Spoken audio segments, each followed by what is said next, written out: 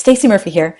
I love to grow vegetables. I mean, I really love to grow vegetables. I love planting a ton of vegetables and herbs, packing them all into small garden beds, harvesting all the time, and then planting some more. And I have an awesome system. It reminds me to keep seeding and keep harvesting each and every week. So here's 3 strategies I use to keep those harvests coming in while packing in all those plants.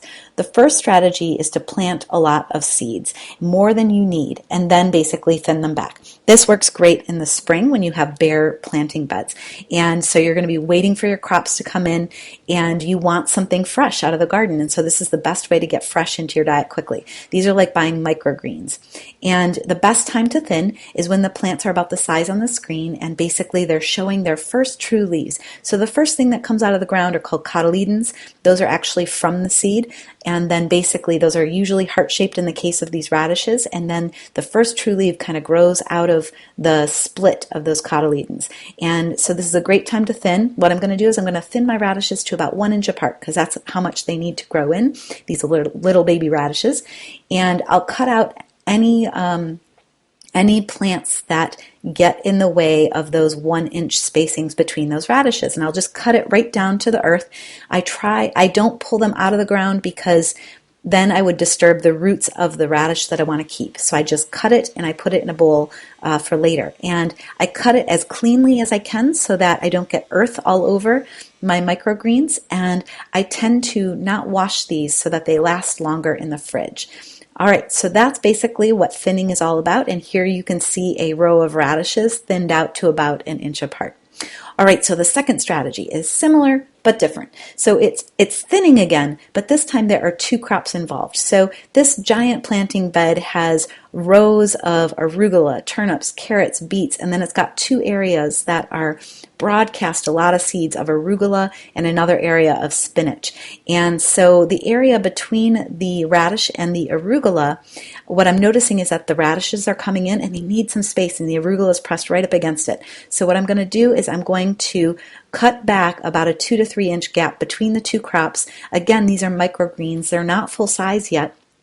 And I'm going to cut them back so that they don't really regrow because I want to send energy to those radishes instead. So I'm going to cut them right down to the earth. I'm going to put them in a bowl. And again, I'm going to try not to get much of the earth in the bowl so that I don't have to do much washing with those microgreens. And now my radishes, you can see here, they're ready to come in and I should see them in just a couple days. So exciting.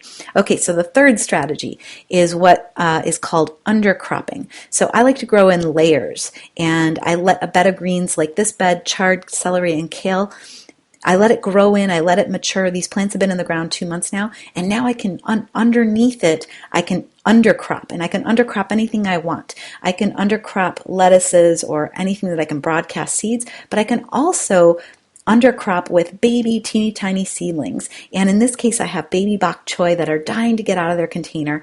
I grow my babies close together in trays, which means that after a couple of weeks they are ready for more space. And this allows me to conserve my growing space indoor. I don't need a lot of growing lamp space indoor, so I plant everything really densely. And then when I go outside, I'm planting densely too.